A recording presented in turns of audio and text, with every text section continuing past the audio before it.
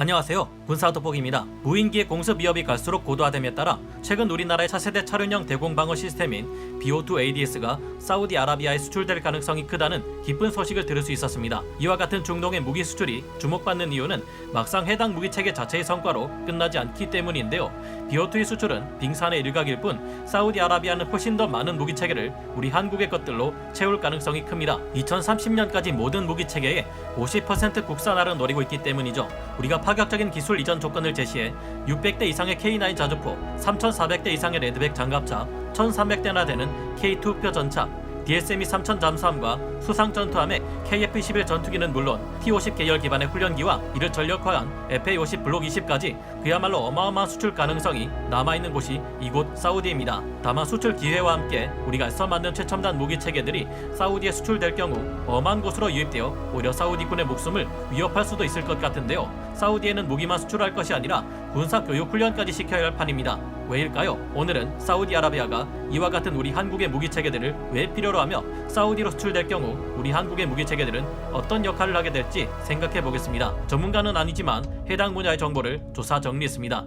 본의 아니게 틀린 부분이 있을 수 있다는 점 양해해 주시면 감사하겠습니다. K2 표 전차 1300대 13조 원 수출, 오일머니로 대표되는 산유국 사우디아라비아는 중동의 대표적인 군사 강국입니다. 이란 이스라엘과 더불어 중동의 3대 군사 강국이라고 할 수 있는 것이 사우디아라비아인데요. 사우디군은 국토가 넓은 만큼 장거리 타격에 방점을 두고 있어 막강한 공군 전력을 운용 중입니다. 반면 이에 비해 육군 전력은 다소 떨어지며 해군력은 더욱 약하다고 할 수 있는 상태인데요. 현재 사우디군의 무기 체계들은 대부분이 해외에서 도입한 것들이지만 최근 이들의 지도자인 빈 살만 왕세자는 2030년대까지 모든 무기 체계를 50%까지 국산화하라는 명령을 내린 상태입니다. 그에 따라 많은 무기 체계들의 도입과 면허 생산, 기술 이전을 받아야 하는 것이 한두 가지가 아닌데요. 우선 사우디아라비아에는 M1A2S 에이브람스 전차를 포함해 많은 전차 전력의 교체가 필요한 상태입니다. 미군이 운용하는 M1 에이브람스 전차의 전설이야 두말하면 입 아플 정도로 화려하지만 문제는 사우디가 운용하는 M1 에이브람스 전차는 수출용 다운그레이드 버전이라는 것입니다. 미군의 M1 에이브람스 전차는 44 구경장 포신을 사용하고 있는데 이는 공간이 협소한 시가전에서 포탑을 돌리기에 유리하기 때문으로 알려져 있습니다. 포신의 길이가 길수록 포탄은 더 많은 가속력을 얻게 되는데 44 구경장 포신을 사용할 경우 포탄의 파괴력이 떨어지죠. 하지만 미군은 이 문제를 열화 우라늄이 사용된 포탄과 장갑으로 극복하고 있습니다. 밀도가 높은 열화 우라늄 포탄은 더욱 강하고 적을 타격할 때 그 파괴력 또한 굉장합니다. 열화 우라늄을 장갑에 사용할 경우 그만큼 장갑의 방어력도 상승하게 되죠. 하지만 방사능 유출 등의 문제가 있어서 수출용 M1 에이브람스 전차에는 이 열화 우라늄이 들어가지 않습니다. 사우디군의 M1 에이브람스 전차는 일반 텅스텐 포탄을 사용하는데 포신도 44구경장으로 짧아서 갈수록 튼튼해지는 다른 전차들의 장갑을 뚫기 어렵다는 문제가 있습니다. 열화 우라늄이 들어가지 않은 사우디군 M1 에이브람스 전차는 예멘 후티 반군이 사용하는 맨페즈, 즉 보병용 대전차 미사일이나 여러 대전차 무기들의 관통되는 소모를 겪을 수밖에 없었는데요.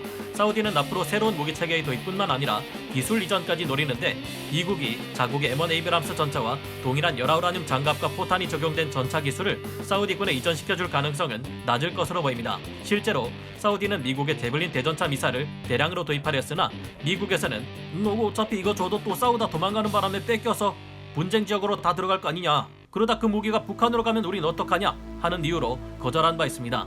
이런 상황이기에 사우디는 다운그레이드형 M1 에이브람스 전차보다 강한 우리 현대로템의 K2표 전차가 필요할 것으로 보입니다. K2표 전차는 세계에서도 가장 최상급의 전력을 가진 우리 대한민국 육군의 주력 전차로서 55구경장의 포신을 가지고 있기에 텅스텐 포탄으로도 강력한 관통력을 자랑합니다. 이 55구경장 활강 포신은 우리가 자체 개발한 것이며 최신의 날개 안정 분리철갑탄 K279를 사용할 경우 열화 우라늄탄의 특징인 자기 첨예화가 가능해서 관통력이 못해도 균질 아변 장갑 RHA 대비 2km 기준 700mm 중반에서 최대 800mm 초중반까지 도달합니다. K2표 전차는 자기가 쏜 포탄을 자기가 방어하는 자탄 방어가 가능하기에 방어력 역시 이 정도 관통력을 가진 포탄을 막아낼 수 있는 장갑을 지녔는데요. 장갑 자체의 방어력만 뛰어난 것이 아니라 무한 궤도의 내구성 또한 뛰어납니다. 세계 최초로 개발 및 적용된 동력 궤도 장력 조절기 DTTS 덕분인데요.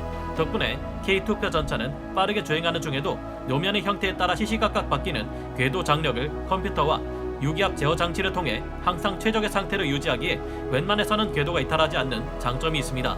3.5세대 전차인 M1 에이브람스를 가지고도 자주 실전에서 큰 피해를 입고 있는 것이 사우디 육군인 만큼 이것까지 모두 신형 K2표 전차로 도입한다고 봤을 때 무려 1300대나 되는 K2표 전차의 수출이 가능합니다. K2표 전차 한 대의 가격은 100억 원 내외이기에 1300대 수출이 이뤄진다면 무려 13조 원의 최대 수출을 기대할 수 있을 듯합니다. K9 자주포 600대 3조 원 수출. 현대 지상전에 있어서 자주포와 포병은 절대 빠질 수 없는 가장 중요한 화력 지원 요소입니다.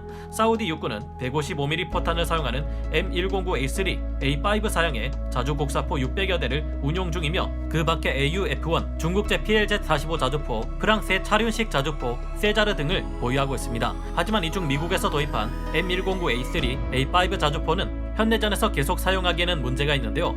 사실 우리 육군이 운용 중인 K55 자주포 또한 이 M109 자주곡사포의 면허 생산형입니다. 사우디의 M109A5 자주포는 헤라 포탄 기준으로 최대 30.1km의 사거리를 가지며 440hp 마력으로 개선된 엔진을 가지고 있습니다. 하지만 이 같은 성능은 사실 최신의 자주포의 성능에 비하면 많이 뒤처지는 것이 사실인데요. 우리 한국이 세계 시장으로 가장 많이 수출하는 K9 자주포는 한국 무기체계 중 가장 잘나가는 베스트셀러 무기체계로 세계 최정상급의 성능을 가지고 있습니다. 대한민국 육군이 대략 1300여 문을 운용하고 있는 주력 자주포 K9 썬더는 K55 자주곡사포를 면허 생산한 노하우와 자체 기술 개발을 통해 개발된 자주포인데요. 현재 미군의 M109A6 팔라딘보다 성능상 우위에 있으며 세계 최강의 자주포로 평가받는 독일의 제식 자주포 BZH-2000에 비해 성능은 크게 딸리지 않으면서 가격이 2분의 1, 3분의 1 수준으로 저렴하다는 막강한 장점을 가지고 있습니다. 2018년부터 우리 군은 전자장비 등을 개량한 K9A1을 2030년대까지 전량 개량 완료하는 것을 목표로 실전 배치하기 시작했고 이후에는 K9A2, K9A3로 개량하며 최종적으로는 58구경장 포신의 사거리 130km 완전 무인화를 목표로 하고 있는데요. K9은 40km대 최대 사거리를 달성했음은 물론 자동화된 사격 통제 체계, 구동 장치 및 탄 장전 장치 등을 갖추고 있어 현재 전 세계에서도 가장 강력한 자주포 세 손가락 안에 들 정도인데요. 경쟁 상대인 중국의 PLZ-05와 러시아의 2S-35 칼리차 SV가 K9을 능가한다는 주장도 있었지만 사실이 아닌 것으로 드러난 바 있습니다. PLZ-05는 작동 영상이 공개된 후에는 댄싱 머신이라는 비웃음을 살 정도로 주태 복잡기와 서스펜션 기능이 형편없다는 사실이 드러났는데요. 러시아의 2S-35 칼리차 SV는 쌍열포로 알려졌다가 단열포로 등장하기도 하는 등 제대로 된 성능을 발휘한 것이 맞는지 의심스러운 행동을 보이고 있습니다. K9 자주포는 연평도 포격전을 통해 실전에서 성능을 입증한 자주포로 인정받았으며 드리프트가 가능할 정도의 기동성에 미군들마저 감탄하는데요. 덕분에 적의 대포병 사격을 회피하며 반격하는 슈텐스쿠트에 최적화되어 있으며 자체적인 방어력 또한 뛰어난 편입니다. 뛰어난 정확도에 빠른 발사 속도, TOT 사격으로 화력을 집중시킬 수 있다는 점, 10여 개국이 넘는 국가에서 K9 자주포를 도입했거나 도입을 고려 중에 있어 규모의 경제를 이룩할 수 있다는 것이 큰 장점인데요. 덕분에 앞으로 더욱 유지 보수 비용은 줄어들고 성능은 강력해질 것이기에 앞으로의 행보가 더욱 기대되고 있어 사우디가 이를 도입해 운용한다면 포병의 화력을 크게 증강시킬 수 있을 것입니다. 사우디의 K9 자주포가 수출된다면 그 수는 최대 600대 이상이 될 듯한데요. K9 자주포 한 대의 가격은 40억 원에서 50억 원대입니다. 사우디는 기술 이전을 조건으로 내걸 테니 대당 50억 원이라 치고 600대 이상이 수출될 시 대략 3조 원의 수출 실적을 기대할 수 있을 듯합니다. 레드백 장갑차 85조 원 수출.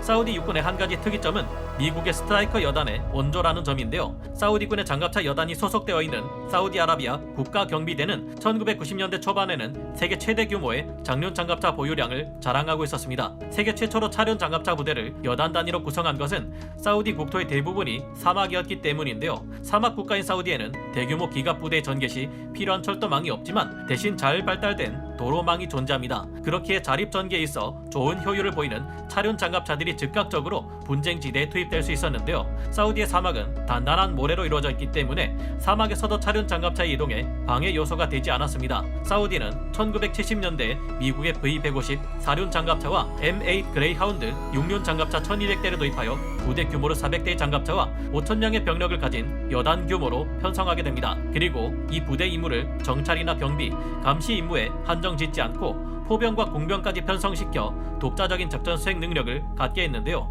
현재 사우디군은 미국의 M2 브래들리 장갑차를 400여 대 운용하고 있으며 M113 궤도식 장갑차를 3,000대나 가지고 있는데요.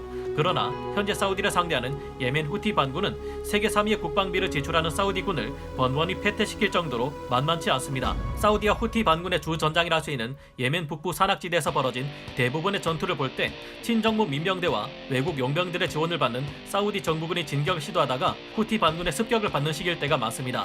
사우디 정부군은 M랩 장갑차나 탱크 같은 중장비의 지원을 받는 것은 물론 제공권을 장악한 아랍연합군 공군의 정찰 지원 및 폭격 지원까지 받는데도 아주 상당히 자주 참패하고 후티 반군에게 장비를 뺏긴다는 것인데요. 이런 판국이기에 사우디군은 가능하면 더욱 강력한 장갑차를 운용할 필요가 있습니다.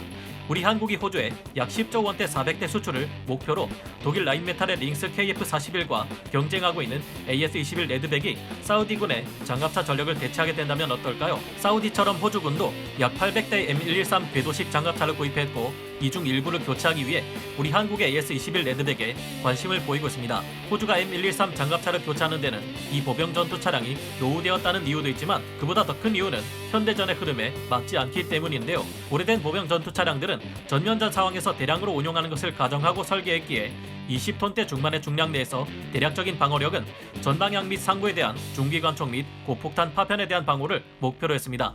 전면부 한정으로 20mm에서 30mm급 기관포에 대한 방어력을 달성하는 것이 대세였죠. 하지만 아프가니스탄 전쟁에서 많은 기갑 차량들이 급속 폭발물 IED, 폭발 성형 관통탄 EFP, 대전차 로켓 RPG 등에 의해 파괴되는 경우가 많았습니다. 그래서 이제 장갑차는 바닥과 상부를 포함해 전 방향에 대한 충분한 방어력이 필수로 요구되는 시대가 되었는데요. AS-21 레드백은 기존 K-21 장갑차를 기반으로 탄생했지만 알루미늄 복합 장갑을 강철제 장갑으로 바꿨으며 추가 장갑을 모두 두를 경우 전비 중량이 42톤이나 나가는 육중한 장갑차가 되었습니다. 무거워짐에 따라 더 높은 출력을 내기 위해 K9 자주포에서 사용하던 파워팩을 사용했고 현수 장치도 교체했는데요. AS-21 레드백은 주포로 부시마스터 마크 44S 30mm 포를 쓰며 U35mm나 50mm 포로 업그레이드할 수 있습니다. 주포 이외에도 7.62mm 동축 기관총과 스파이크 대전차 미사일도 탑재하는 만큼 공격력도 막강합니다. 만약 사우디가 노후되고 방어력이 떨어지는 장갑차들을 교체하기 위해 3,400대 이상의 레드백 장갑차를 도입할 경우 총 85조 원의 수출이라는 어마어마한 수치가 나오는데요. 물론 사우디가 아무리 돈이 많다 해도 이런 규모의 수출이 이루어지는 것은 쉽지 않을 겁니다. 하지만 그 3분의 1 규모라도 은근히 기대를 해보지 않을 수 없네요. 현재 후티 반군에게 자주 패퇴하고 있는 사우디군에게 있어서는 강력한 지상군 전력의 보강이 필수일 듯해 육상 전력 위주로 알아보았습니다. 이처럼 우리가 만든 최첨단 무기들을 사우디에 수출한다 해도 걱정되는 부분이 없지 않습니다. 사우디군이 버리고 간 무기를 후티 반군이 자주 노획해 사용하는 만큼 잘못하다가 사우디로 수출된 우리 무기 체계가 사우디군과 후티 반군 측에 각각 배치되어 서로 싸울 수도 있다는 것인데요. 좀 더 나아가자면 후티 반군을 아마도 지원하고 있는 것이 확실해 보이는 이란이나 그런 그들과 절친한 북한으로 우리 무기 체계가 넘어갈 수도 있기에 사우디에 대한 대대적인 무기 수출은 양날의 검이 될 수도 있을 겁니다. 여러분은 사우디로의 한국 무기 대량 수출에 대해 어떤 의견을 가지고 계신가요? 오늘 군사 돋보기 여기서 마치고요. 다음 시간에 다시 돌아오겠습니다. 감사합니다. 영상을 재밌게 보셨다면 구독, 좋아요, 알림 설정 부탁드리겠습니다.